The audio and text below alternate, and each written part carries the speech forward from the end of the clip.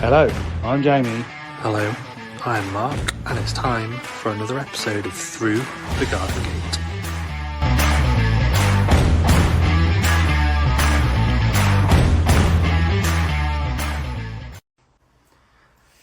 Ladies and gentlemen, boys and girls, it's Tuesday night, it's 7:30, that can only mean one thing. It's Through the Garden Gate time.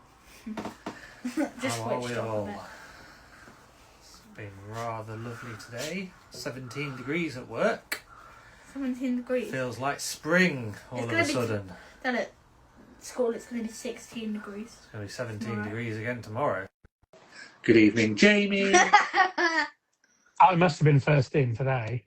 You were straight in. No, Jamie, like a bullet. Lightning quick. Good evening, Joe. Some people on. Everyone's feeling the garden love. It's been sunny. It's been lovely and warm. And to be honest, that banana's looking fantastic. That was all crispy and horrible a few weeks ago.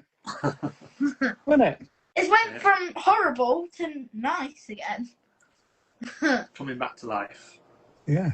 Like lots I of did things. some after tea gardening. I did just spot your story with your after tea. I just said after. I'd never say after. What? After tea gardening. After. You're rubbing off on me. I can't believe it. What gardening did you do after tea? My God. Just some Jenny. chopping down in the secret garden. Jenny. Yeah. Jenny said, my garden is full of scaffolding. I can't get in. Oh, no. To the garden centre and sowing seeds. What you haven't done, Jenny? Sounds serious scaffolding. Yeah, something. Talking of garden centres. Something on the house. That was a nice little segue. Yeah, speaking of garden centres, we went to one on Saturday. Did you? Yeah. We went to Windmill Garden Centre. Yeah. Windmill? Yeah. Yeah. Is it a good one? To get stuff. Well, I got a plan, you got a plan, then the rest of it was for his mum, so.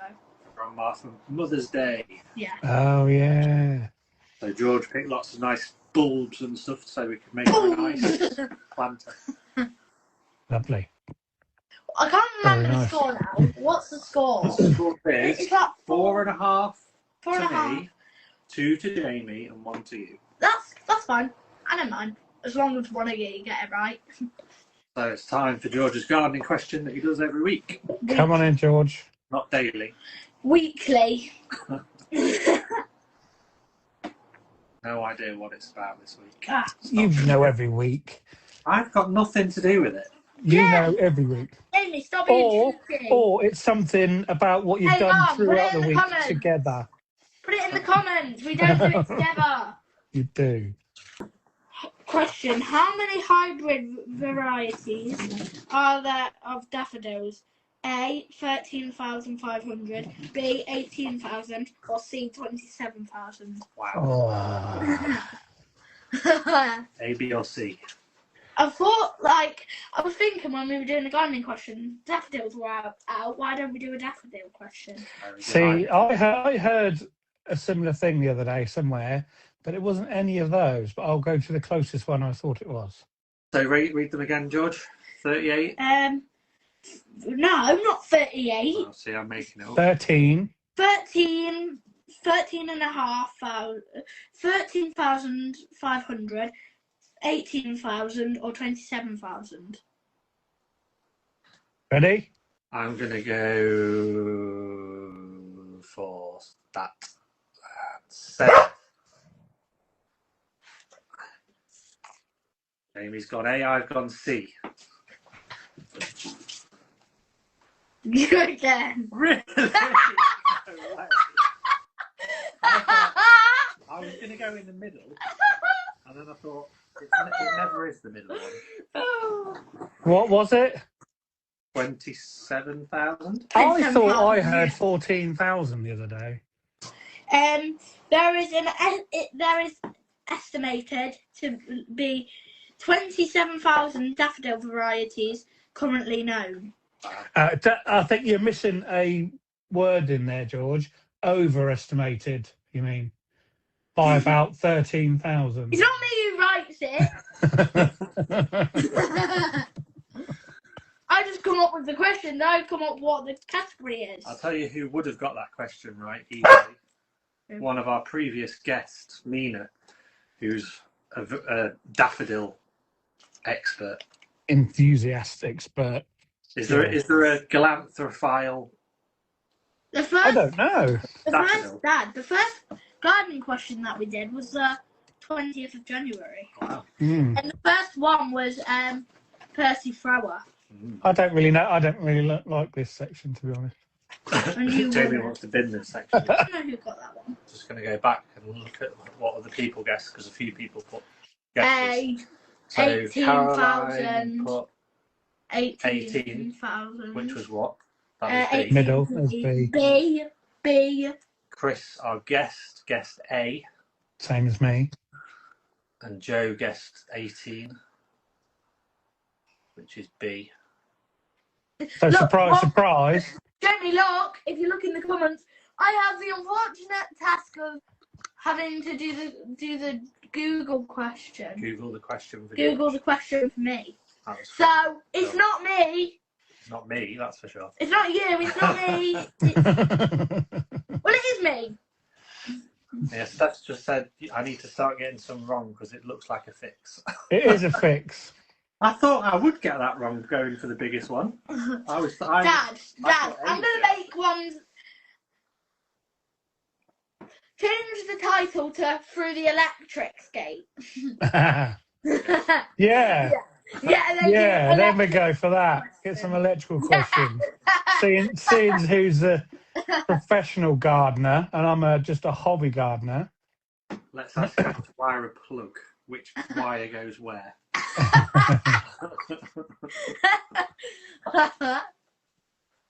No. I don't mind. I'm only joking. Nice. I'm only playing. A unique question every week. Yeah, it's really good. So and I enjoy it, George, and I want to thank you very much for putting the effort in to sorting the question out. Definitely. I bet in a minute my mum will be like, it's not George, it's me. Don't you have to thank me, Jamie, not George.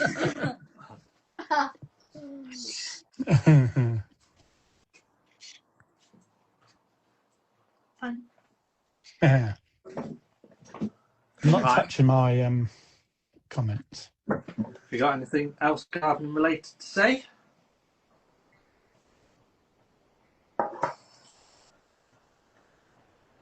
George is thinking. I can hear it. Audio medium. We need people talking. Top. Yeah, I know. Apart from you planting the things. We haven't really done anything this week, have you? Well, apart from going to the garden. Apart from going to the garden centre. Oh, I know what you could tell people. What? What did you do whilst I was gardening on Saturday? Whilst I was planting up the planter? I can't remember. You went to play football, and there was something very special about where you went to play football. Jamie, so I was playing football, and there was artificial grass down, not all over the pitch. We were at Harvey, but there was a section that had some new turf in that had new turf, and guess where it was from? Wembley. Anfield. Oh. I played on Anfield. Very nice. Lovely. And they had Wembley as well. So they have Wembley here, and then pretend this is the pitch. So they had Wembley. No, Anfield here, Wembley up there. So they've replaced the two goal mounds, I think, with squares from Wembley and Anfield. Brilliant. Because they do, don't they? They all have the pictures up every year. Yeah, whenever they replace their pitch, they donate it to grassroots. And when we went to the Wembley tour, they said about something giving the grass away. They did, and now you've seen it firsthand. Brilliant. Off you go then. Thanks for that. See you next week. See you, Georgie. Bye, George. can have my whole chair now. Yeah. Wow. Well It's been done. warm today. So warm. It's been And I was in my lovely. skiing trousers, so I was absolutely Yeah, sweating. well done, Dad. Well done. Wow. I think tomorrow I'll be putting some shorts on because it's supposed to be equally as warm tomorrow. Is it? Yeah. But I still don't think it's going to, that's it. We've got a bit more cold to come yet, I think. Oh, yeah. I think looking at the forecast for the next few weeks, it's going to be nice up till the end of March, and then April's going to be cold. Is it? Back down into single figures again. Mm. So we're like double figures for the rest of this month, and then back down to single figures again, which is annoying. Fool's Spring, is that what they call it? Tricking everyone to get the seedlings out. Yeah. I have been sowing a few seeds. Yeah, nighttime lows. I think tonight's supposed to drop down again for 3s. It is cold at night time. Just swing. I mean, to go from 17 to 3 in the space of 24 hours is quite a temperature swing. It is massive, isn't it? Really big. Yeah, the far away. I've been sown. All my tomatoes are sown now. All my aubergines are sown. Aubergines have popped up really quick. Is that really in your polytunnel? No, in my hot hut. In your hot hut. But they're up within 5 days. Wow. And I thought aubergines took a while, but they're all coming up already. Is that the fresh seed that you got? Brand new seed? Mm-hmm. Always better, isn't it? Mm. Yeah. All my tomatoes are in. Well, I've ordered a few more. It's terrible. I went on Anna's site again the other night and sat there and went, oh, look at that. And I'll stop it. Spent another 20 quid. I need to order a few more from Anna after last week. I know, that's what I mean. I went on and ordered a few more what she was talking about. Did you order a top 5? I had some of them already. I ordered some more loofahs. This is my last year of loofahs. Even though I had one, but can't do nothing with it. I'm not even going to bother. I give up. No. Some people can do them really easy. Did you see my swing back out? I did. Yeah. There's been a lot of love for that. It looks good in there.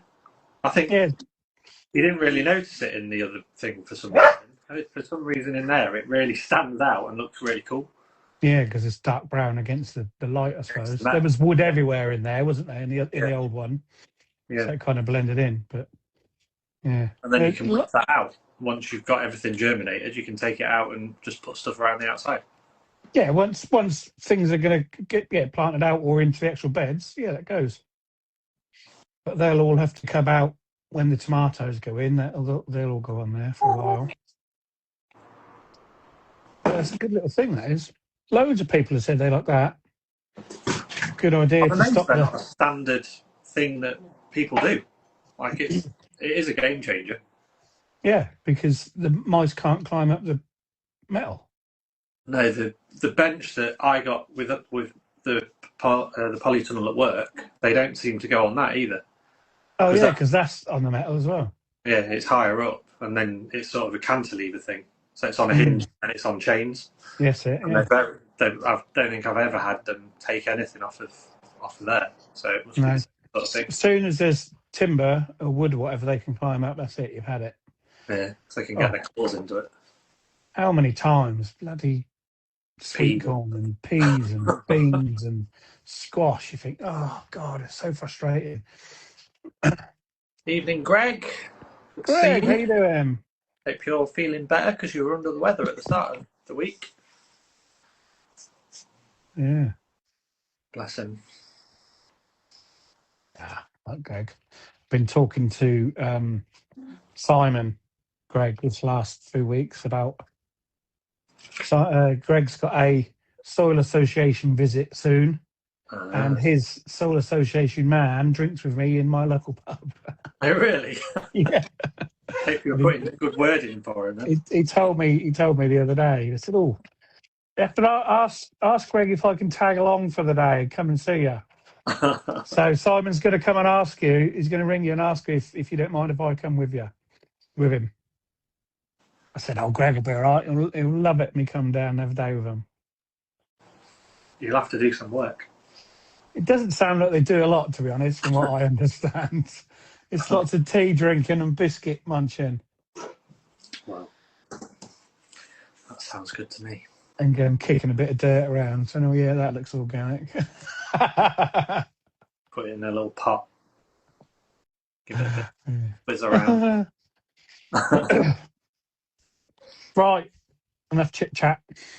Let's get our guest in. So tonight's guest has pictures alongside gardening royalty if you scroll down his Instagram profile. He is a multi-award winning landscape designer and presenter of BBC Garden Rescue. He also co-designed a gold medal winning garden at Chelsea Glasgow. He is passionate about eco-friendly designs and is also a mental health advocate. Let's get him in. It's Chris Hull. Or Hull, if you're from around here.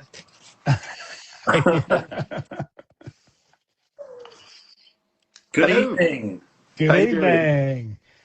So it's not Hull, is it? It's Hull. It's Hull. Yeah. It's Hull.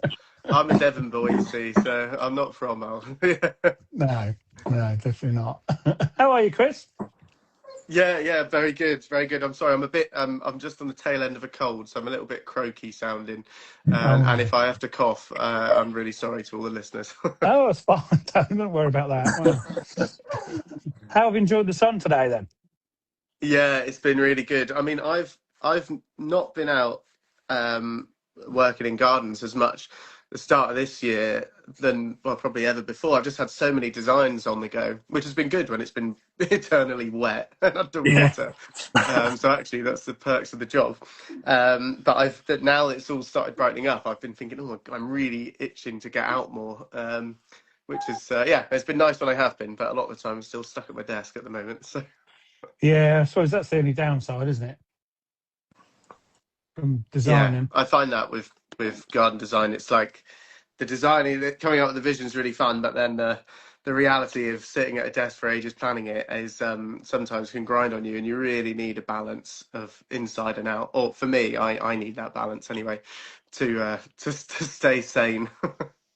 I suppose you do get to go once the gardens start to get put together. You do have site visits.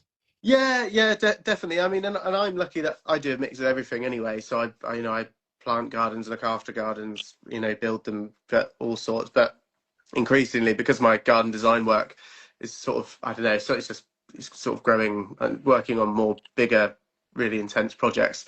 That sort of ends up taking up more of your time. And yeah, you do lots of site visits and checks, but it's nothing beats like being out, in the thick of it, actually doing stuff really. I was out hedge laying just at the end of Feb. Just caught it before bird nesting season, and I hadn't done hedge laying for years and years. Actually, I used to do it when I was younger, and I loved it. I was so happy just being out. It was just the best. Yeah, lovely. I've never done it, but I've seen hedge laying. It looks fantastic. Yeah, it's good fun. I mean, it's a skill. I'm definitely not skilled like a proper hedge layer by any means. Not at all. But it's really, really good fun. Yeah, and really, really great for wildlife. Amazing, isn't it? Yeah, it's really, really good. Yeah. And what are you guys doing in the garden at the minute then? All sorts. Trying to catch up basically at work. It's that time of year where you think you've got loads of time, and then all of a sudden everything's growing. Yeah, you panic. I get this. I feel like because spring is like this. Everyone who's sort of like just enjoying their own garden, they're like, it's so hopeful and exciting, and it is that. But at the same time, when you're working in it, you're like, oh my God, I've got so much coming up. And then spring becomes this really short window where everything happens at once, and then all of a sudden it's summer and the grasses are 6 foot tall. Yeah. What's happened? Well, I obviously, I mainly my veg plot. Yeah. And I just want to say quickly this morning, because normally every week I have a little chat with our guests just to see, what we can and can't talk about, etc., etc. And one of Chris's first words were, "I don't grow vegetables, you know." I'm being honest. I'm happy to talk veg. I'm just not an expert on veg. So I'm like, you know way more than me about veg, that's for sure. Anything else I can go into down a rabbit hole on, really. But yeah, veg is just, I don't know why. I love I love going to a good kitchen garden, a good veg garden. And I do grow veg. I just sort of just tongue it in and see what happens. Well, that's the other way around for me. So our garden, I just, if I see a spot, I stick a plant in there and then let it do what it's got to do. Yeah. I mean, to be fair, that's my approach as well with everything. Yeah, I'm out there. You know, it's all plots all ready for mulching now because I do the famous no dig. Yeah, so that's good. ready for mulching this week, and yeah, that's it. Well away. Yeah, seeds have started sowing plenty of seeds, and yeah. How long have you been running yours as a no dig?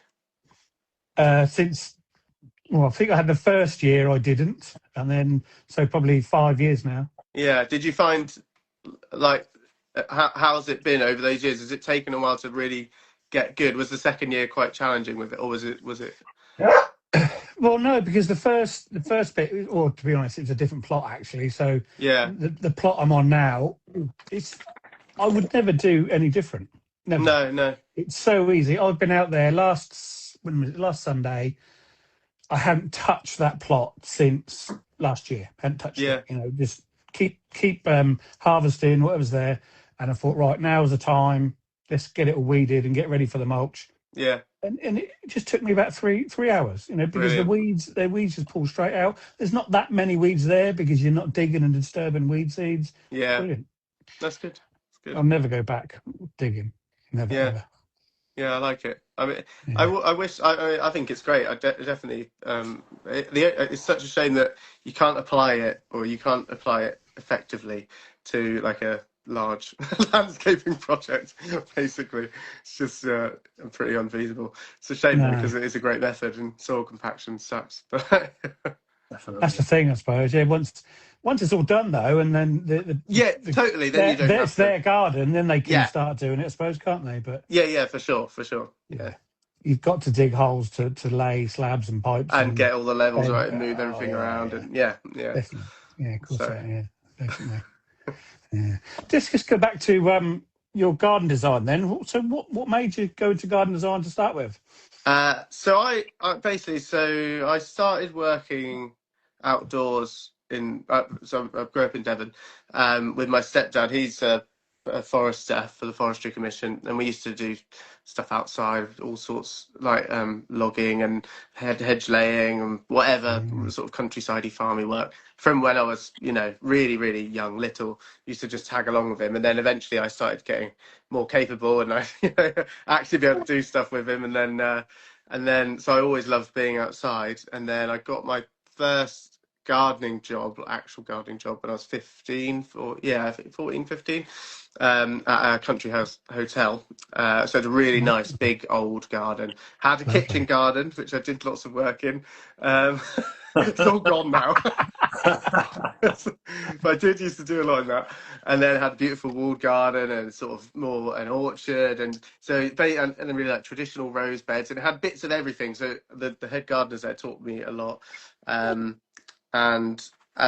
Then I sort of just started doing my own gardening work outside of it, and then I worked with a garden designer in Devon who's like my sort of mentor, and he sort of taught me all the really good stuff and all the unusual plants, called John Bailey, and I love him. He's just the best and has the best garden ever. So then from there I went on and did a degree in garden design at Sparshot College for 3 years, and then worked my way onwards from there, really. Brilliant. What a brilliant start, 15 in the garden you were just describing. Fantastic. Yeah, and never look back. My mum's always been a keen gardener, and so she's always done stuff. And my dad, in his little garden, you know, so I've always done bits. So it's all I've ever done, really. I mean, I've had lots of weird little jobs on the side to keep earning money. I was a Christmas pudding and chutney salesman. I used to wait tables in the hotel that I was a gardener at, so I'd garden in the day, and then in the evenings I'd go and wait tables. So lots of jobs, but gardening has been the one that's been constant. Hold on, did you just say a Christmas pudding salesman? I did used to sell Christmas puddings and chutneys. Yeah, Christmas fairs and Oh, right, I get you. yeah, Brilliant. yeah. Done many things. Brilliant. Absolutely amazing. Got to make money. Yeah, definitely. So when you did a degree in garden design, you obviously that's the way you wanted to go. Yeah, I actually did. So I was in school, secondary school, and I did quite well in GCSEs, and then in A levels, I just wasn't into school really at all. I was just being a typical teenager. In all honesty, I was sort of just having too much fun and off at the skate park, and also, I was just, and I was working lots as well on the side, and I just didn't really take A level seriously. So I went and did a ecology and sort of conservation course at Dutchley College, but sort of an agricultural college, and that was cool because it was really hands-on. You did like greenwood working, conservation stuff, and like you'd go and like reinforce riverbanks with woven willow and stuff like that. Really cool, like nice. quite green, fun things. So I got like I don't know, I just loved that, and then that has stuck into my work now. But I was always drawn to gardening and gardens, so I thought, well, I'll do the garden design because I was always fascinated by all these, I had all the books from all the top gardeners and garden designers, and so I was like, yeah, I'm going to do this. Brilliant. Brilliant. Yeah. Have you got anybody that really inspired you? I mean, honestly, my bookshelf upstairs is rammed with all sorts. But my biggest inspiration is that it's hard because you don't know him. But the one I mentioned before, John Bailey, who's this garden designer I work with in Devon, he's a good friend of mine. He's just amazing. He was a garden designer in Soho, and he used to do all these rooftop gardens. Really loved the exotics, all big leaved stuff, tetrapanax and palms and bamboos, and really cool designs. But then he got his own garden near me in Devon, and it's all in this valley, and it's just planted it out from scratch. It was just like fields on a really steep hill. He's filled it full of bamboos, and again loads of big leaf stuff, rhododendrons, camellias, magnolias, all sorts, and we just did so much work there. And I go back and see him every year, and it's so cool to see plants that I put in probably like 2010 or 2011, and I go back now and they're like huge. Yeah, I bet. It's really cool. So yeah, he taught me lots of the fundamentals, and then it's all I used to be fascinated with, Pete Udolph, and still am, and Nigel Dunnett is a big inspiration, and all of those sorts of people, really. Yeah. Nigel Dunnett. Yeah, Nigel Dunnett is the man. Definitely. Take a lot of inspiration. I don't want to say it, but I don't know who he is. I'm sorry. It doesn't matter. I will look him up as soon as we put this call off. He's a wizard in planting design and sort of plant communities and knowing how they intermingle perfectly together, and has a very sort of that perennial sort of movement style, but not quite. It's different to, Udolph's very distinct blocky style. It's different, but yeah, really, really, really good. Done a lot of big schemes across the UK, really, and lectures at Sheffield. Yeah. Wow. So do you think you have you got a kind of style which you go through every garden? I don't think so. You can tell. You can tell. Some people say that, but I'm not. You could look at a Tom Stewart Smith garden, for example, or a Pete Udolph planting scheme, and you can pretty much guess whose it is, because that's their style and they're renowned for it, and it's it's unique, which is really cool. But I don't think I necessarily have that, and I don't know whether I want to or don't want to. I think I approach each garden.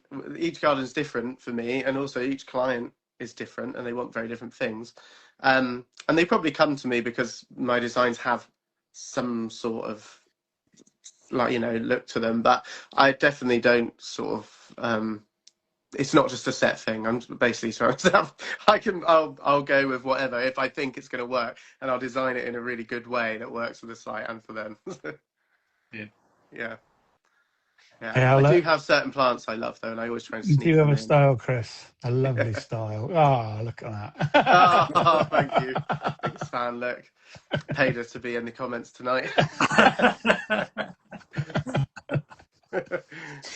Keep it up. Don't really want to delve too deep into the whole design garden bit because we've got loads to talk about. But what is the stages if somebody wants to employ a designer for their garden then? Because this sounds quite daunting to me. I think, yeah, it probably, especially if you knew how much actually goes into it. I think that's what people really don't understand. Like, it is very daunting. It's the same as hiring an architect for your house. If you're hiring, to do a full garden design service, really. And obviously, there's ways that you can do simplified versions to help you get a garden delivered. But basically, you have, stage one is meet the person, have an introduction, whatever that might be. Talk about the garden, and are you the right fit? If so, yes. Okay, we go to the next stage, which is having the garden surveyed. You get a feel for it and understand exactly what they want. And then you have, basically, I break mine into the sort of master plan or concept plan stage, which is the full overarching layout of the garden, with bespoke features, planting, whatever it might be, tying it into the site. And then that's great. That's the pretty bit, and it has 3D visuals, and everyone thinks that that's the design goods. You can give that to a contractor and they'll just build it, or whatever, or I'll build it. And that isn't the case, because it looks great and there's probably some good ideas there, but for example, say there's a bespoke flint wall water feature with loads of spouts coming out of it, and it goes into a reel or whatever it is. It's quite interesting. How are you going to build it? Where's the drawings to build it? Who's going to fabricate this thing? And what are the spouts made of, and where are they from? And so there's all this detail that comes in the sort of detailed stage. Construction drawings, engineers drawings, lighting plans, planting plans, irrigation plans, and it just goes on and on and on. And then you sort of supervise and consult on the project once it's getting built, if I'm not the one building it. And yeah, so it goes on. I'm on projects at the moment that I've been involved with for like a year and a half, and we're still not building them yet. Because I'm so slow, I think that's what it is. No, it's often they're building the house at the same time, and with a lot of these higher budget gardens, and it all just gets held up, and planning and all sorts. So, yeah. Which is very similar to the garden that I work at. It was they bought a farmhouse with land around it, and then having the house completely gutted, and then whilst that was being done, they completely re-landscaped the site as well. Yeah, so they had a garden designer in that did the garden design, and then obviously there was a different team building the house. I couldn't imagine it was an absolute nightmare on site with like different people doing different things. It can be a real nightmare. It is nice when everyone syncs up nicely and you're on the same sort of wavelength. It's great, and especially if the builders and whoever else is involved respect landscape as a sort of profession. Then it's really good. Sometimes you get some people a bit more gung-ho about it, which isn't great, and they like say they can really damage the soil, or they God forbid they get rid of loads of good soil and things like that, and it's actually it ends up costing everyone money in the long run. So yeah, it's good when it all works. I suppose that's the thing with the builders who are actually building the house. They're just tracking everywhere on their diggers and God knows what. You think, oh no. Yeah. I mean, and people, like say, if you're involved early on, I'm on a project at the moment, and we sort of say, right, when you scrape off, can you make sure you take the good stuff, scrape that into one pile, don't mix it with all the horrible subsoil, keep that somewhere else, and then they do, and it's great, and you can then put that soil back in, and hopefully it's nothing gets too trashed, but it's wishful thinking. Not every job's like that. So that's like saving plants as well. Soup, just... Oh, I can imagine. Saving plants, I suppose. If you go there early and there's plants and trees that you think, oh, look, that's amazing. I can remember, because I'm an electrician by trade, so I'm on different sites, and there was a beautiful peony, and the plumbers were there, and they were coring a hole out for this boiler, for an outside boiler, and they were just about to just go chop it down. I went, no. I stopped them all, and I dug it up near enough with my hands, and there's now in my back garden. Is it? And yeah. It didn't flower the first year, but hopefully this year it's going to flower. So I love that. Well, that's good. Yeah. I like that. I've got a lot of plants that I've saved from various gardens I've worked on, and even some like my mum's garden is tiny garden, all in pots. But there's plants in that garden that I stole out of people's gardens when I was gardening back when I was like 15, 16, and they're still going strong. There's a wisteria that had layered itself, you know, when they go down and layer themselves, and I cut a section of this bit that had layered itself and planted it in a pot with my mum's, and it's now over the whole of the garage and, you know, flowering. Wow. Yes, it's great. They've all got little stories. That's the good thing about plants, isn't it? They always say, you know, give and receive plants because that always triggers memories. Yeah, it does, definitely. Yeah, amazing. So what now? Yeah, let's go back to the story a bit. You're now a garden designer, Yes. and you're getting your own jobs and things like that. Where are we there? What year are we at now then? I mean, I went when I left university. I went and worked in a design practice for a while. Worked my way up there to be a senior designer, which was quite fun. So it was a nice team of us. And then I left in 2019. I set up my own company then, which has been really fun because sort of just starting with literally nothing. I had no money. It's really funny, and still plodding on now basically. So I've done a bit, you know, I'm a garden designer, but like I say I build smaller gardens. I have been building myself. I'll probably be doing less and less of that really, but then I still go and maintain my gardens and just do all sorts of odd bits and bobs really. It's just to wiggle in amongst the garden design, but the garden design is definitely the main thing. Yeah.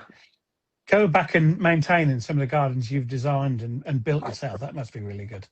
Yeah, it's great. I mean, not all of them is possible. Not all of them are possible because I do design all over the place. But the ones where they're local, is nice. Or I might not be the main gardener there, but I might go in and do like, you know, once a season and do cut this back or divide that or prune something, you know, particularly challenging or whatever, and then other people might just be doing weeding, mowing, sort of your more usual stuff. So it just depends really. But I can only manage so many of those. Obviously, being I don't have a team or anything.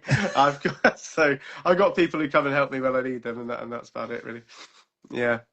You must have a preferred build team when you design something. If you kind of nominate to the customer, Yeah. These are the people I use regularly type thing.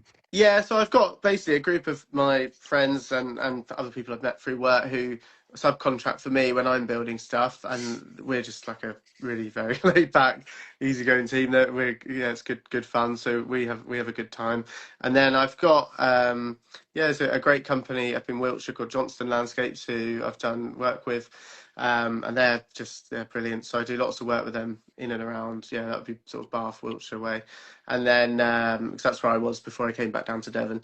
And then down here I've got a few different people. Atlantis Landscapes is who I did Chelsea Garden with. And yeah, just different people all over. But I mean, right now all of my design work, bar one job, all in Surrey. So long way from Devon. Wow. The slog. Yeah, I mean it's where the money is and disposable income. I guess that's the thing. Yeah. And recommendations. Exactly. It's all referrals from other clients, which is great. So that's the thing. Once you get your name in one area, everybody's gonna why not? Yeah. No, so it's really good, and they're really lovely projects, lovely clients, and really interesting. You know, they're big, long projects, not sort of quick in and out things. So yeah, I mean, the sort of gardens where they probably won't even end up in my portfolio or on Instagram until like 2020, maybe 2028 or 2027 or something. So yeah, it's a slow burn. You just mentioned about wiggling in little extra jobs in and amongst designing. Is one of them little wiggled in extra jobs going on the TV by any chance? Yeah, well that is wiggled in there. Yeah, going on the TV. How did all that happen? Tell us about that. That was so when I'm trying to think when that was 2021 was my first year. So I'm now going into my sixth series of Garden Rescue this year, I think. That's right. Yes, it's 1, 2, 3, 4, 5. Yes, I really have to count that out then. So it was Charlie Dimmock and the Rich Brothers, and I think Eric Anderson did a little bit of presenting on it as well. Yeah. And then Eric had left, and the Rich Brothers had left. So there was openings, and that's kind of around that time. So myself and Flo and Lee Burkill, the Garden Ninja, all came on board, and yeah, I got there was the SGD put out a thing saying TV company looking for garden designers, and I was like, well, I'll give it a bash. I don't know what it is. Why not? I never really fancied being on TV, but I thought, well, I've not, I wasn't rammed at that point. I'd only been going for a year and a half or something. So yeah, I'll give it a go. And then weirdly, I'd been in Pro Landscapers 30 under 30, so they found me through that, and had also sent me an email, the production company. So I thought, oh, well, this is working out. And then I had to do some like self-film screen testing because it was COVID times. They couldn't send anyone out.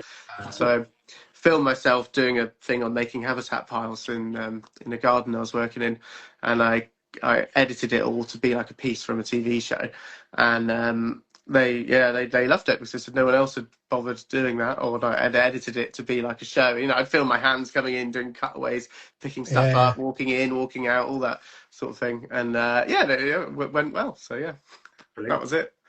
Fantastic. Yeah. So I bet that's. So you design the gardens. Yeah, that's different to your everyday designing. Totally different. It's a whole different kettle of fish. It's the principles of good design and whatever are going into it, but the actual package that you're delivering is so much more stripped back, because there's a project manager involved in garden rescue, so they do a lot of the costings, and you just don't have to provide as much detail because they sort of then take it on board and help pick things and get it all sorted out, but it's still a lot of work that goes into it, and it's crazy because you are delivering gardens in 2 days no matter what, and you're sort of doing very long days of those 2 days, and it doesn't matter what the weather is or whatever's happening, you just have to get it done. So it's very different, and it's a tight budget. And I bet you don't get much time from when you get the dimensions of the garden or seeing the garden to when you need to produce the. Well, do you know, we're in this stage right now. So what happens, what people probably don't know, is that we get sent out sort of a big pack of all the designs. So we don't actually, we don't always see the garden in person. We just get like a survey, photos, videos, and get this big package, and then. And we sort of design from that. So sometimes it's, we've got some that will be coming up soon, but others will be a bit further away. So it's not that rushed. But yeah, it's hectic on the day. That's for sure. I bet. Yeah. And it's the budget that's the hardest thing, because it's, for example, say the budget is $7,000 or $6,000 or whatever it is. You've got to get a lot out of that to do a full garden makeover, especially when some of the gardens have nothing in them. They're just a new build. It's not even a tree to work with or something. You're just those are really hard because you've just got nothing at all. And the BBC pay for the labour, so it's just materials, but. That must help a massive amount, really, mustn't it? Oh, totally. Yeah. It's be a lot more if they had to pay for the labour. Yeah. Times that by 3. Honestly, it's not far off. Yeah. No, definitely not. And you get stuck in as well building. You have. Oh, yeah, definitely. And that's the fun of it, because I mean, I know it's not. Yeah, certain shows there's not so much like that, but that's the fun of this. I think you're literally in the thick of it, and you have to be, because if you don't get it done, then it's not done. And even if we're really up against it, the soundy drops his mic and and the camera guys drop the cameras and stick some plants in and then pick the camera up again. Really? Wow. Yeah. Oh, brilliant. Yeah, so that's good fun. So do you call them clients? The people whose house garden it is. Yeah. They come back at a set time on the second day, and that is it. Yeah. Or we paper up all their windows and they hide inside and then aren't allowed to peek. Oh wow! How tempting would that be to have a little quick look? Yeah, I know. And usually they're very good. Actually, you can tell when Yeah, they have been naughty. But no, they're good. And it is that the fun of it is that reveal. It's that like big wow factor at the end, and you do yeah, like you make a big difference to to some of these people's lives because some of the stories are quite sad actually. Some of them aren't. Some of them are just like I don't know. I want a Balinese resort, and that's just a fun thing to build or whatever it is. But some of them are a bit more like somebody really needs some help because they've got an ill family member or whatever it might be. yeah. So it's a range of very meaningful gardens, some very fun and quirky gardens, and unusual briefs that you'd never do in a normal like domestic Mm, job, which is good. Yeah, keeps it fresh. yeah, brilliant. So one thing I want to ask about, because there's been several, rapid garden things over the years for the Yeah. last 30, 40 years. Are they done to a decent standard? So this is great because I think Garden Rescue it did. I don't know if it does so much now. They used to get a lot of beef online really because people used to moan about it, and I think some of it was probably like there's always things that aren't going to be perfect when you're trying to knock a garden out in 2 days. But the thing is now in the last few years, certain project managers have really tried to turn the show around with our standards and the way we do things, and we design them in a way where we only like limit the materials so that we don't put too much paving in because you don't want to get slapdash with it, and we do lots of gravel because it's quick to go down, and we Yeah, make sure like when we're doing paving that everything's primed and on the back of the slabs and full mortar beds and everything, whereas before maybe back in the early seasons they might not have been, I don't know, but it's certain things like that, and actually now they are really really good. And with no, any good. garden you might get a snag here or there, and actually the last few years they've had very little snagging, which has been really really good. So yeah, no, I'd hold my hat up and say they are good standards now. Good. That's what we like to hear. Yeah. Have you been back to any and seen them, years later? Do you know they now do they're doing a thing called like Garden Rescue Revisited, but basically where Charlie goes back to some of them and she sort of sees how they're doing and how much they've grown, or maybe something didn't work, so she like does a little new area or a tiny little addition to it, or Ah, okay. brings in some new plants or whatever it might be. And yeah, I mean those are really cool because I think it's nice to see the difference. I've Mm. been back to one of them just because I was filming for the One Show on. And we needed a gardens filming, so we went to one of the old Garden Rescue ones actually, which was Brilliant. perfect Oh, for brilliant. the pocket garden makeover prize that I do with them, and it was cool to go back and see it. This was only 1 or 2 years on, I think, and even then, the plants had really filled out, and it's really cool. Yeah. Yeah, It wasn't yeah. full of weeds. No. Well, this is the thing. You never know if someone's going to look after it, and you can tell, who. Usually, you can tell who will and who won't, and most of the time, the people are really good. Yeah. Yeah, why would you? You've got to try and keep something that amazing. You've got to keep it lovely, haven't you?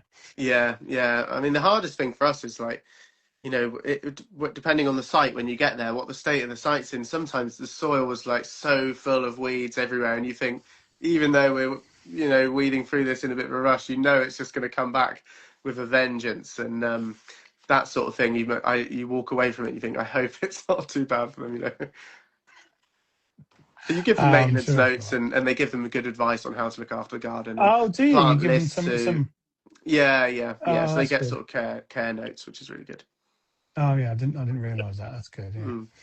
Just here's this brand new garden with all these plants you've probably never heard of. You Yeah, yeah, you do it. Go yeah, on, off you go.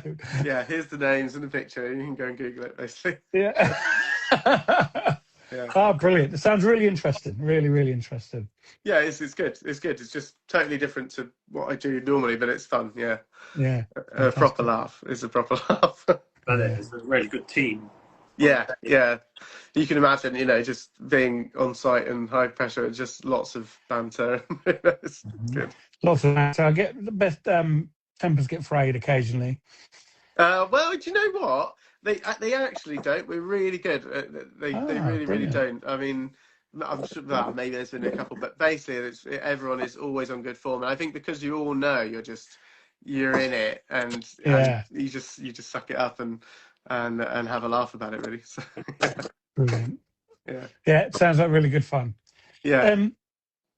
You mentioned it a few minutes ago, and Mark mentioned it in his before you came on. Chelsea Gold, what's going on there? Hey, Yeah, that was good. wow. Yeah, yeah.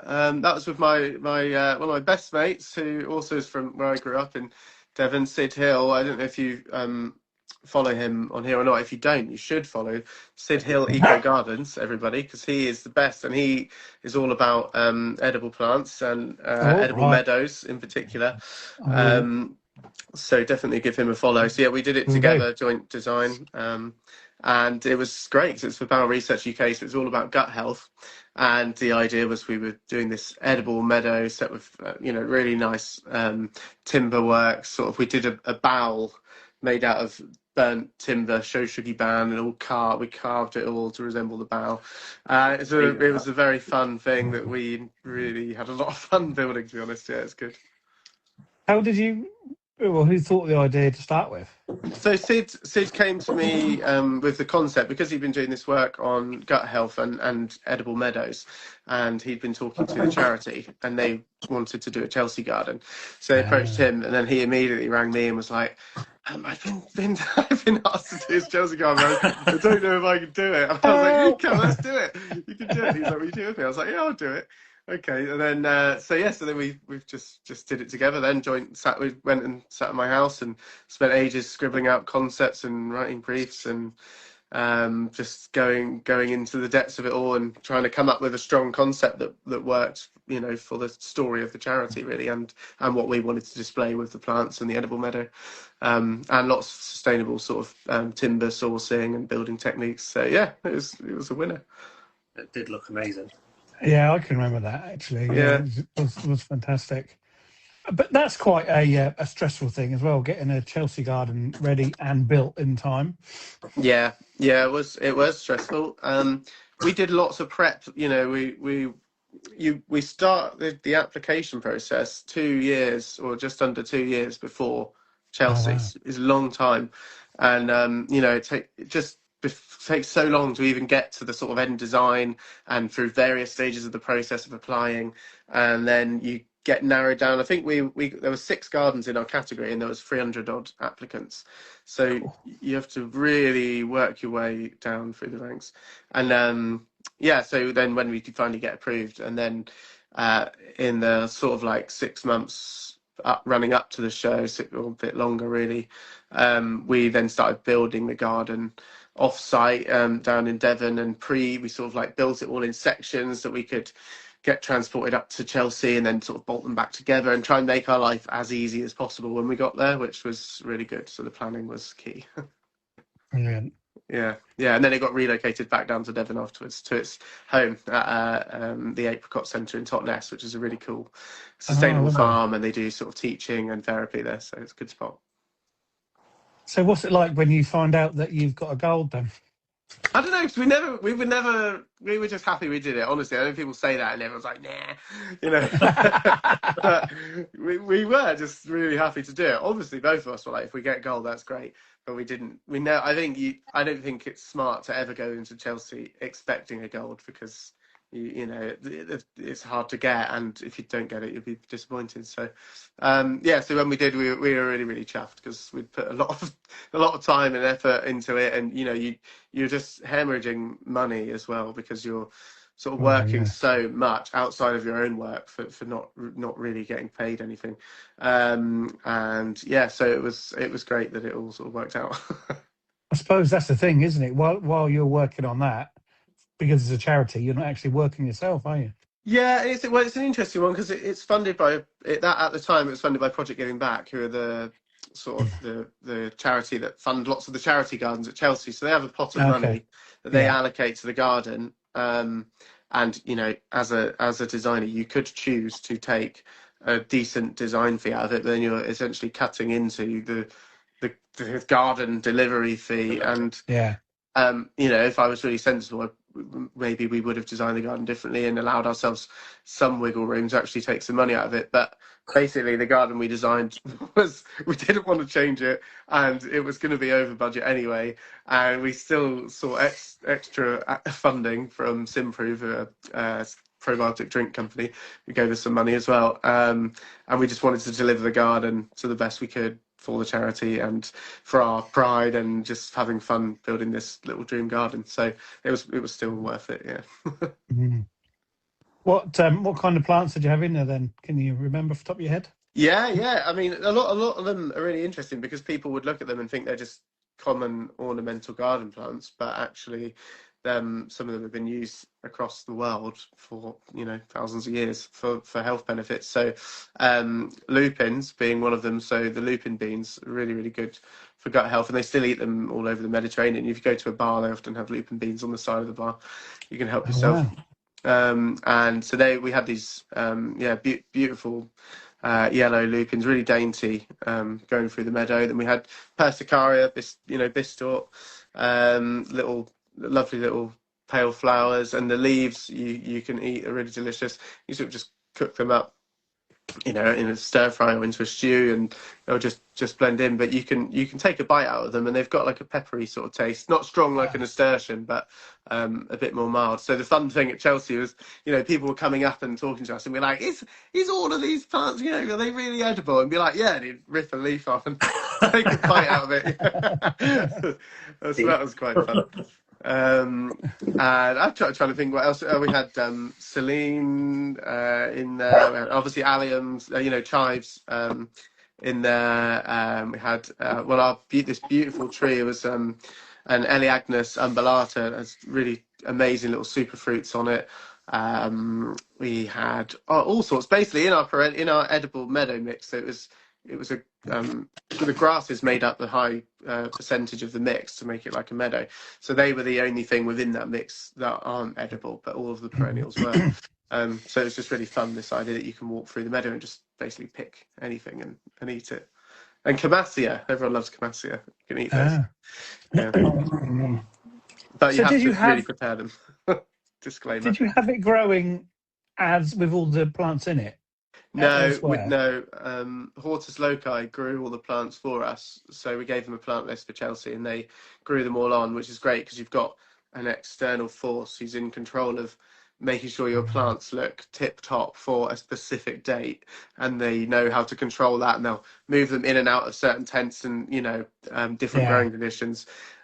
So that was brilliant because that would have been too much for us to manage because it's thousands of plants and you pack very densely at Chelsea. We didn't need that level of stress managing those plants.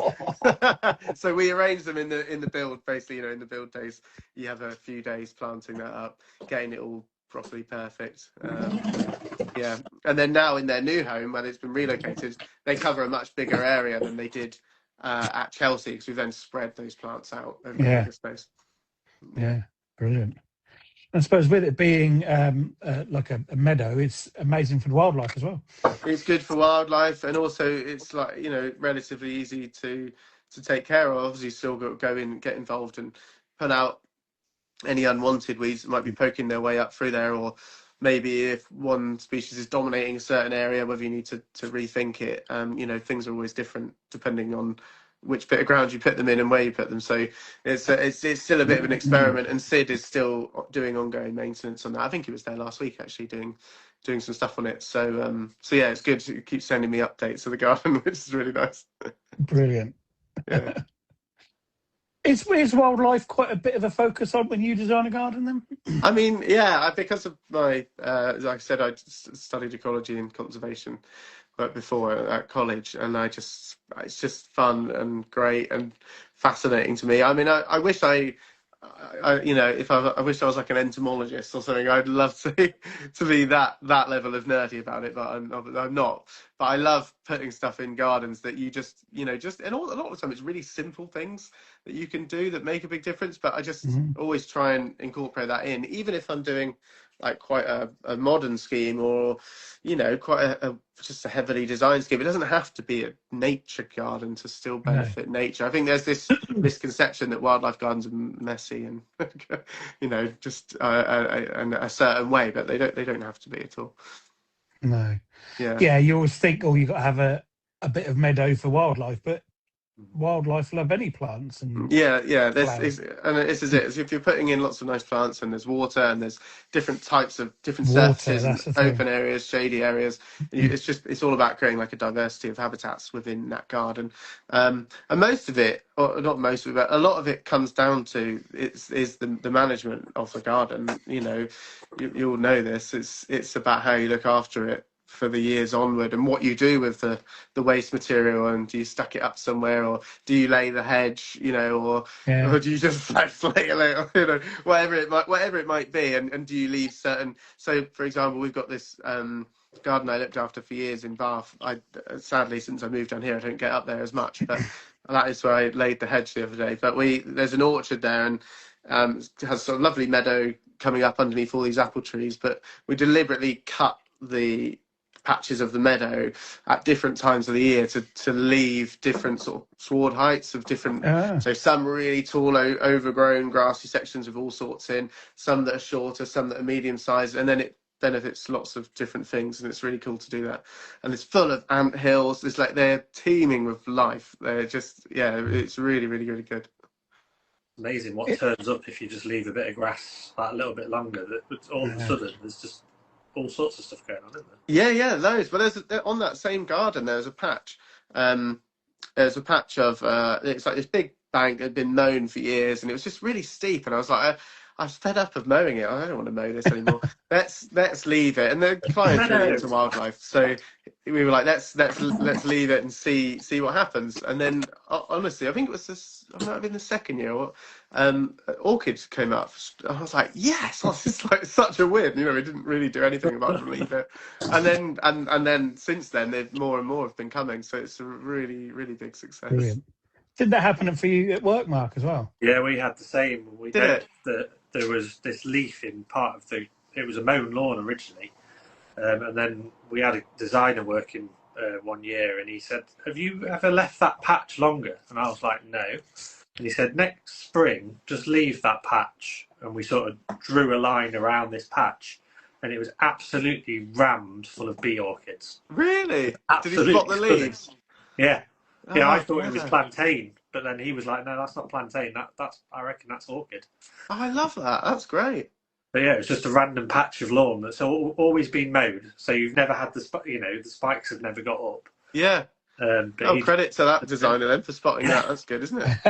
Yeah, so it's a really wet patch of lawn as well. So it's actually better that we don't mow it, because it gets really damp down. Well, that was the same with this bank that I had. Its springs pop up, even though it was on a steep slope. It was getting quite moist as well. So yeah, oh, that's really cool. It's amazing that they were still there, isn't it? Really, because you think most plants, if you keep chopping the heads off week in, week out, they won't survive. Yeah,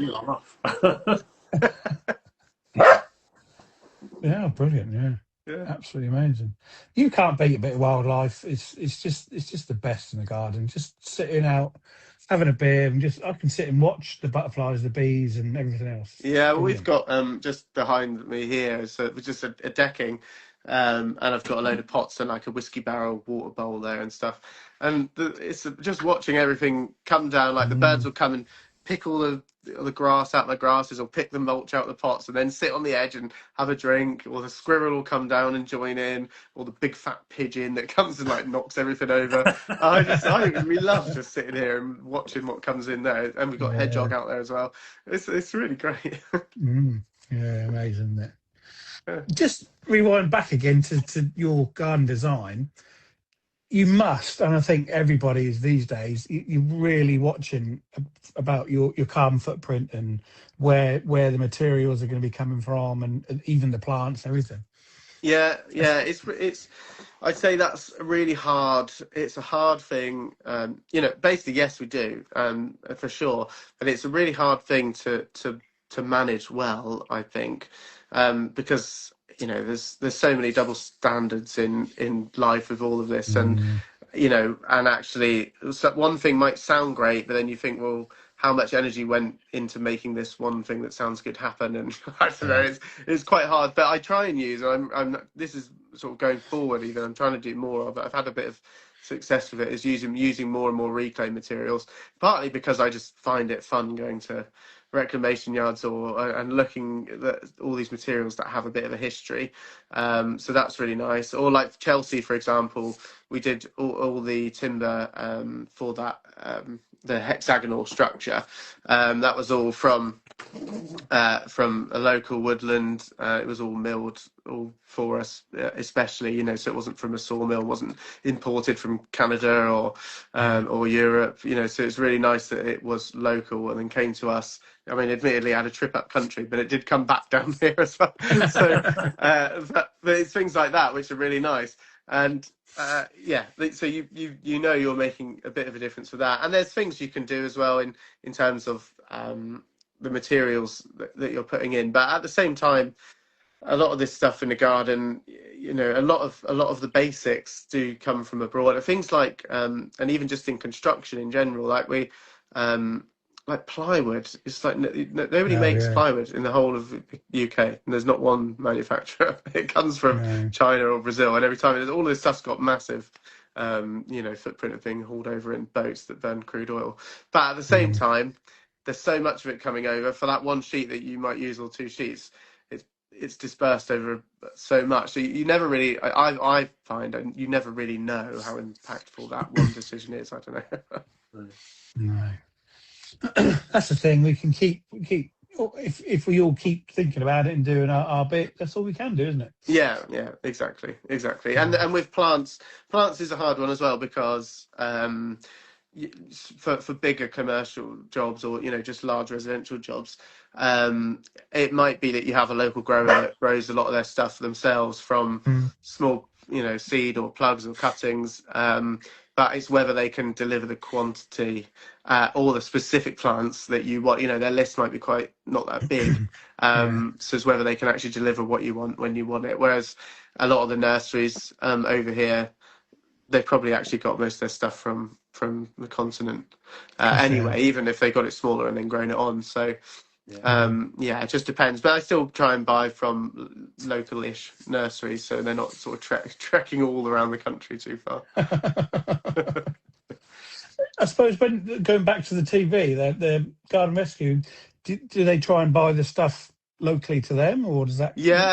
Garden Rescue is a good one, unless there's sometimes there's a bespoke feature that might be like, I don't know, a certain fire pit that we want or something, that could just come from wherever. But generally, it's local merchants, and we try and use lots of, especially now in the last few seasons we've done, the BBC have been keen for us to use lots of reclaimed materials, stuff that's on the site already, particularly. And we do buy reclaimed materials for it too. So that's been really fun. I did one, is that on? No. So there'll be one that's coming out this year, actually.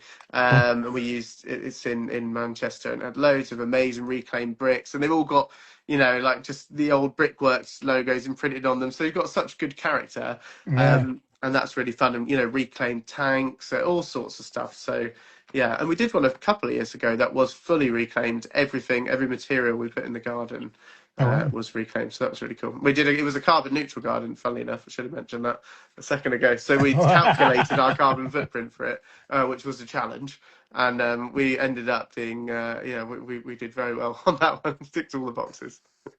God, but there's a lot of boxes to tick as well. Yeah. Well, the best thing, the most amazing thing was the skip was empty.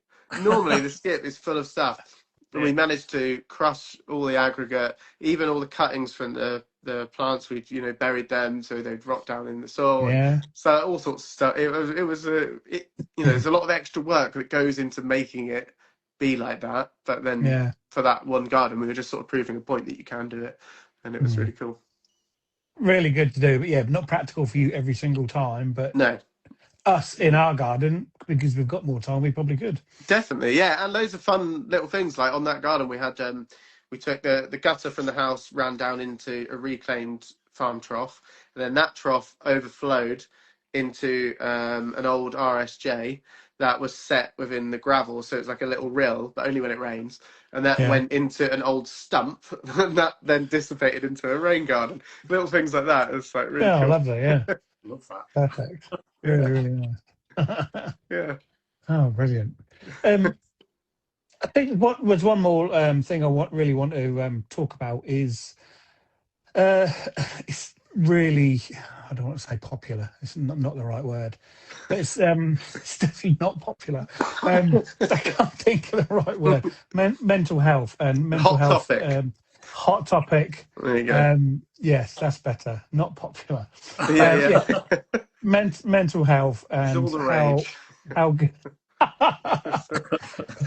and how good being in the garden is for your mental health. Yeah, well, I mean, so I'm an ambassador for Rethink Mental Illness, which is a mental health and mental illness charity. They and the reason I'm an ambassador for them is my dad is schizophrenic, so mental health and mental illness, particularly sort of in general, have been a big part of my life, all my life. So I've always been keen. I've always been interested in it as a topic. Even in my degree, I wrote my thesis on the benefits of gardening and horticultural therapy to schizophrenia and stuff like that. Wow. So I've been really keen on it.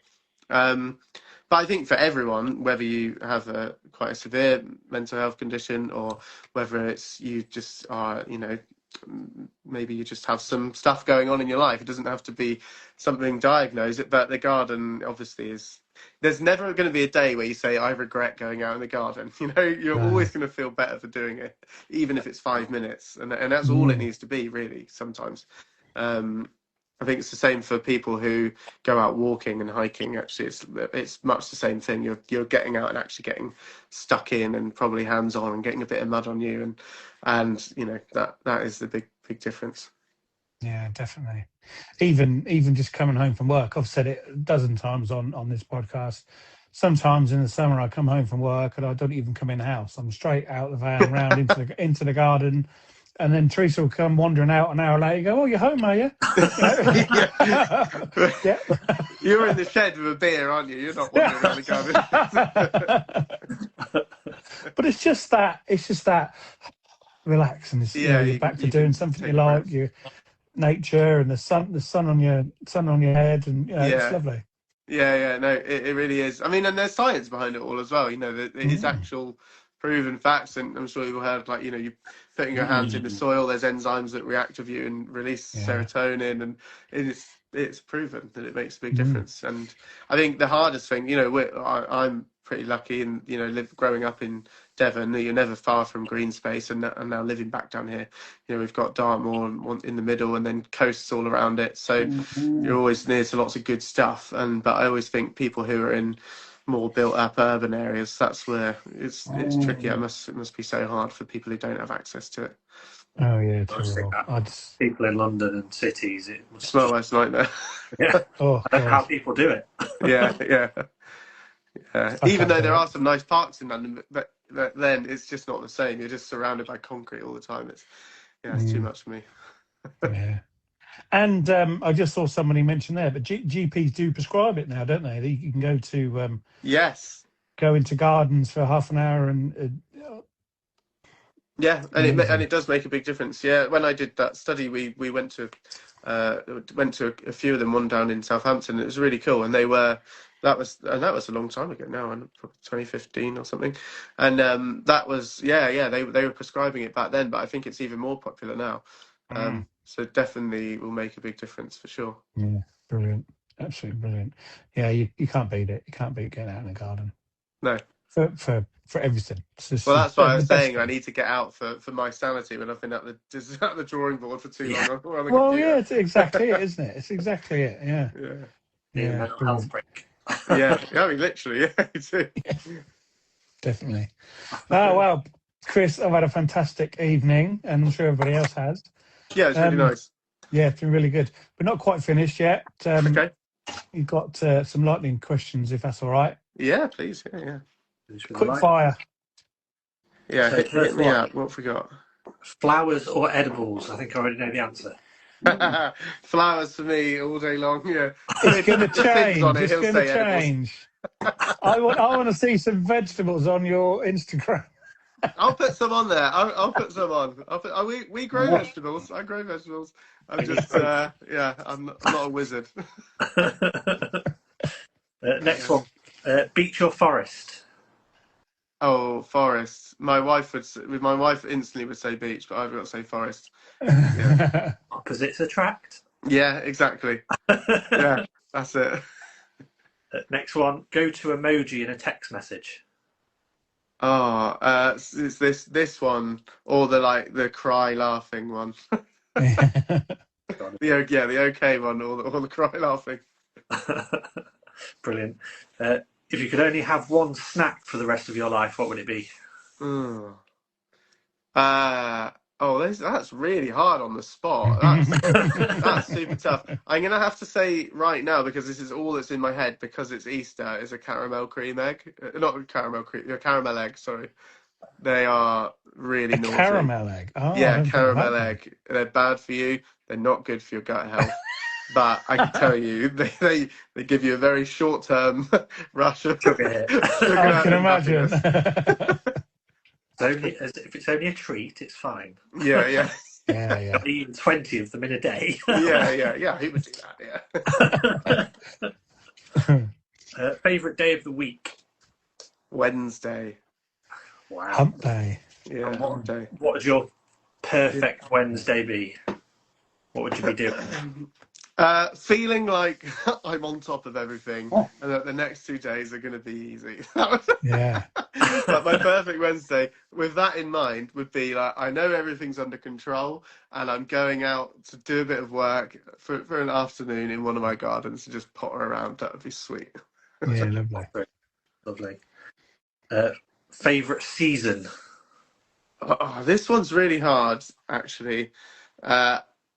Because I want to either say spring or winter, Ooh. which is I don't really think odd. we've ever had a I think it's winter. got to be spring, but there's something about winter that I really, really like. 'Cause I like the cold, and I like the clarity, like how clear winter is, and Yeah. you can actually see more, like visually see more, but like you can see the bones of all the plants, and I don't know, I just quite like it. But I think I still would have to say spring, just because it's so like just Everything's very exciting. Yeah. Before you get overwhelmed. My least favourite is summer. I would definitely say that. His least favourite Yeah, is I summer. think I'd agree with you on that one. Because summer, Yeah. you're racing around trying to keep things alive. It's a hot summer anyway. Yeah, and it all just gets like late summer. It's just or like mid to late summer. All the plants are just like too big and overwhelming, and the lights are too full on, and it's too hot. Yeah, it's just like you long for autumn colour at that point. Yeah. Ready for autumn now. Yeah. If you could make one thing disappear from your garden or the gardening world, what would it be? Oh, one thing. Wow, that's cool, isn't it? I'd feel so powerful if I could do that. I'm going to say bindweed. Yes. Like I was thinking of ground elder, but actually bindweed is just more annoying because I just see it more. I know, it's it's everywhere, and I horrendous. just hate it. And I can picture now where it's going to come up because it comes up every year, same place. Oh. Yeah, so bindweed. I completely agree with you on that one. Yeah. On to favourite weed. Oh, that's a great one. That's such a good question. I wish I had time to think because I've got so many that I would like. Oh, do you know? Do you mean favourite weed as in like I like the look of it, or favourite weed to pull? Whatever. You interpret it however you want to. Oh, wow. Well, I quite like a Herb Robert, you see. The geranium Herb Robert. They're just quite sweet because they're kind of annoying when they really keep self-seeding everywhere, but they're really easy to pull up. And also, the leaves are actually quite nice if they're like coming out of a crack in the wall. So I might say that. But there's so many actually that are probably more wildflowers that are probably technically weeds or that are a bit better. But yeah, I'm going to go Herb Robert. I was actually pulling some out earlier in my secret garden. Well, Yeah. I've got them here. I'm pulling them out of my garden, but I do let some go. They are lovely little leaves, aren't they? They look like the palmatum one, the big. Yeah. Very My dad has one. He's got like a little. He's in a home, bless him, but he's got a window box inside his room, and then some other pots. And he just showed me one day. He was, I found this and planted it up, and I was like, oh, it's proper. Cool. He's had it growing in his window all through winter, all everything. It looks massive and lovely compost. It's loving life. It looks good. So it kind of reminds me of him now. So I've got to say that. Most people normally go for the weeds that look nice, but when you said the best one that you can pull up, Yeah. I was pulling up couch grass the other day, Oh, and it just keeps coming and coming. It's yeah. so satisfying. You go right across the other Until bed. it You know, snaps though, and then you know there's some still stuck in there. yeah, I know. But just pull it and you see how far you can get. I was getting about a meter at a time. It's Yeah, brilliant. yeah.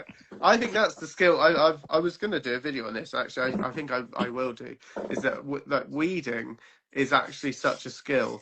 I think to know what weeds will pull up easy, which ones you need to really yam something deep in there to get them up, Yeah. which ones are Yeah. likely to snap off, and you don't want to leave a bit. Like it's you need to really know every time you reach out to get stuck into one. You need to know exactly what you're going to Yeah. do. And And everyone's I think it saying takes. dandelion and like thistles. I love getting a thistle right deep Oh and see if you can get the whole pointy root out. But yeah, then that's you satisfying. know there's a little bit down there still because it's snapped off. You think, oh, Yeah. Those are good. never mind. I won't put that. Next one. Today's favourite plant. Today's favourite plant, as in my favourite plant on this day today. Yep. Okay, I'm going to say Tetrapanax papyrifera Rex, Oh. because I often say that it's just one of my all-time favourite plants, and I've And got mine. one here. Yeah, it's They just are. like prehistoric, big, beefy. You know, it's just cool, isn't it? It's always the thing that whenever anybody comes to my garden, it's the first thing that they Is it? drawn to. It's Yeah. like, what is that? Yeah, Yeah. they're unusual and they're really cool. They're really, really good. Brilliant. If your plants could talk, what would they say about you? I'm lazy. I'm a really lazy gardener in my own garden, and probably in a lot of gardens, maybe. But just in that, I'm kind of a live and let live sort of approach with a lot of them, and I, definitely don't do everything to a T with the way I pop things on, or I leave stuff in pots that are way too small for them for way too long. I'm super lazy, don't cut stuff back properly, but it all looks good and it's all fine, keeps growing, flowers, it's happy. So that's what my garden would say. That's all that matters. I think everybody's the same, really. Yeah, They just don't admit it. yeah, exactly. What gets shown on Instagram. Exactly. Yeah, Yeah, definitely. yeah. Favourite garden scent? Oh, that's a nice one. Various types of Daphnes, actually. I like Daphne because it sort of catches you off guard a bit in the winter as well. Like you sort of all of a sudden you're like, oh my god, there's a flower in the garden for start. And, oh my god, it smells really nice, great, So I think that makes it even more fun because there's not a lot else going on at the time. Nearly knocks you over, doesn't it? Yeah, It's it's really amazing. good. And then just start a Absolutely good star jasmine as well. If you've got one that's in a big one in full flower, really covered, that's nice too. Yeah. And then the final one, if you could choose 3 people to garden with, who would they be? And they can be anybody, dead or alive, don't have to be famous, whoever you are. Wow, anybody, dead or alive, don't have to be famous. Do they have to be gardeners? No? No. Yeah. Oh, well, that's fun, isn't it? Right. Okay. Well, right. Jimi Hendrix. Nice. Wow. He'll be up there. This is a really tough question, isn't it? God, I can't even think of 3 people now on the. Jimi Hendrix. Maybe my granddad, because he was he died when I was quite young. I don't know, maybe 6 or 7 or something. But he was a gardener as well, and it would be cool if I could now garden with him as later on. So that would be quite sweet. And then the last one. Who's that going to be? You guys have really put me on the spot here. One more person. Well, I'll say John Bailey because I'm thinking about the guy who I said was my mentor. Brilliant, lovely. And he cooks really good food. He always cooks me good lunches. So if I have him there, it'll make me a great lunch. That's a Perfect. good day. It's a good day, yeah. Yeah. Bit of music as well at lunchtime. Yeah, Jimmy will be Get Jimmy playing. Yeah. Sounds like you pre-planned those, Chris, but yeah, well, I think if I had time to think, my list would just grow and grow. So it was good that I was caught off guard there. Brilliant. Absolutely Someone wrote brilliant. Leonardo da Vinci. I've just seen that's true. Wow. That's a big one. Yeah, you could keep going and going, couldn't you, with that question? Yeah, actually, can I add some sort of Egyptian pharaoh that was definitely around at the time of the pyramids being built, so I can ask them how they How really did you built do it. it? How do you do that? Yeah, how did you really do it? When did you do it? That's what I want to know. Oh, brilliant. Yeah. Chris, thank you so much. It's been a great hour and a half. Yeah, no, it's really, oh, crikey, yeah, it's been I know, it's flown by, isn't it? Absolutely Blimey. flown by. Yeah, That's no, what it's really, really happens. good. Really enjoyed it. Thank you very much. And just tell everybody what Sid's account's called again. Oh yeah, so go and follow at Sid Hill Eco Gardens on here as well. Sid's Hill Because Eco he is a Garden. legend. And if you love, especially if you love edible stuff and unusual plants, you go follow him.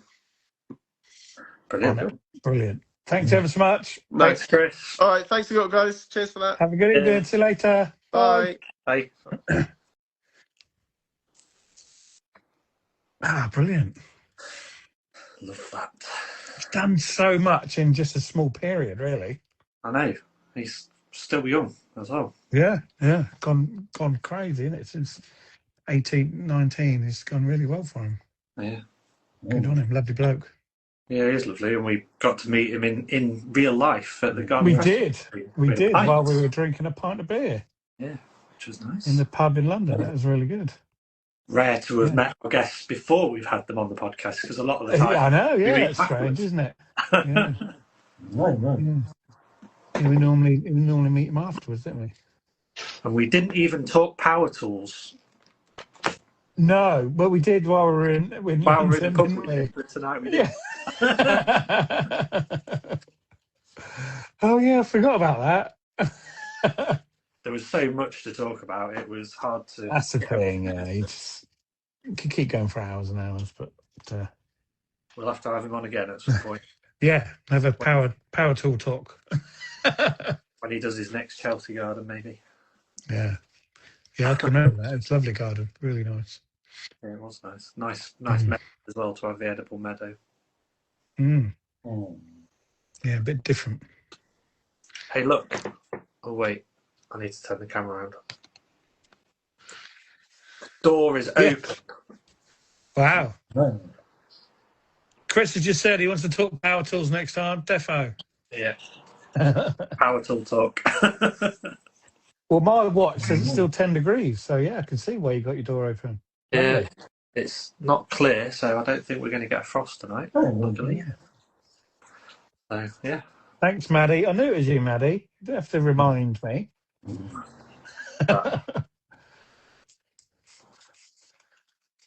Yeah, it was lots of nice comments coming in. Yeah. I think Jenny was a big fan of Chris. So she Just was a bit. I kept seeing things written up in big, bold, capital letters.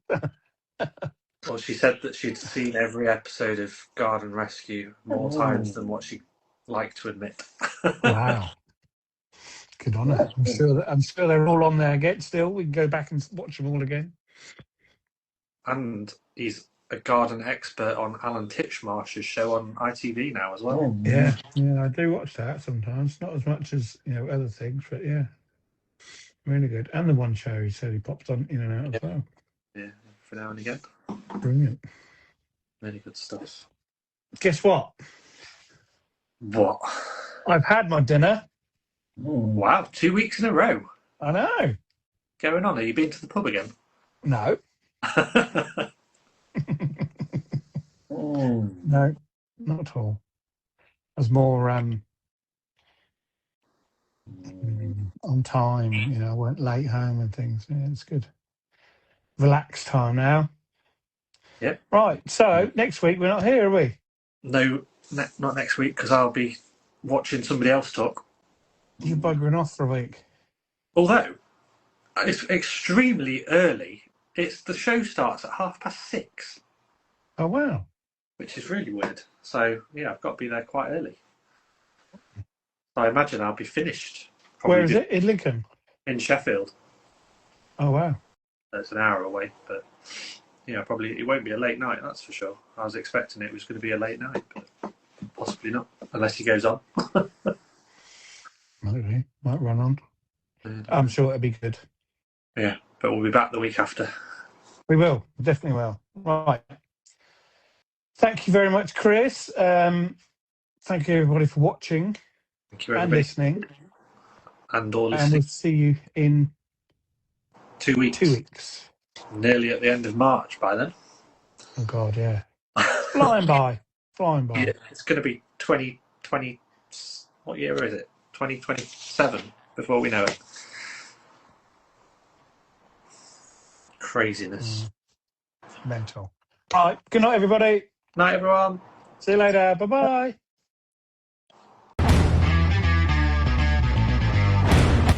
Thank you for listening to Through the Garden Gate.